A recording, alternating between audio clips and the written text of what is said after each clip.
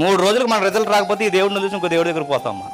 3 రోజులకి మనకు తగిన జవాబు రాకపోతే దేవుడి వైపు చూసి అంటాం, ఉన్నావా, కళ్ళు మూసుకుని ఉన్నావా, ఎవరిని వినబడుతుందా నీకు అంటాం. ఈదులు అందరూ బాగానే ఉన్నారు, చెప్పండి, నాకే ఇలా అయిపోతుంది ఏంటి, అసలు నా భక్తి నీకు నచ్చిందా నచ్చలేదా, అంతేలే నేనంటే ఎప్పుడు లోకివే, ఎవరితో గొడవ, 2 రోజులు నుంచి ప్రార్థన చేస్తున్నాను, జవాబు రావట్లేదు, ఇంక మాట్లాడినాను ఏంటి, ఇది ఫ్రెండ్ అనుకుంటున్నావా, లేదా మీ ఇంటిలో ఉన్నాను ఆయన అనుకుంటున్నావా, మాట్లాడితే ఎవరితో, 3 రోజులకే ఇప్పుడు ప్రార్థన చేస్తున్నాను వెంటనే పరలోకంలో దేవుడికి కంగారు, దేవతలు రాగండి, కుమార్తె ప్రార్థన చేస్తున్నా రాగండి అనాలి. ఇప్పుడు ఈ బిల్డప్లు ఉంటారు తెలుసు చాలా మంది.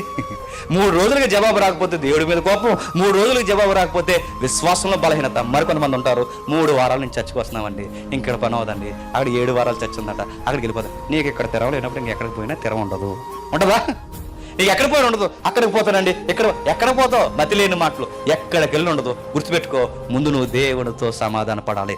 జవాబు ఆలస్యం వచ్చేమో కానీ ఆయన ఇచ్చే జవాబు మన ఊహలకు మించుంటుంది. గుర్తుపెట్టుకో.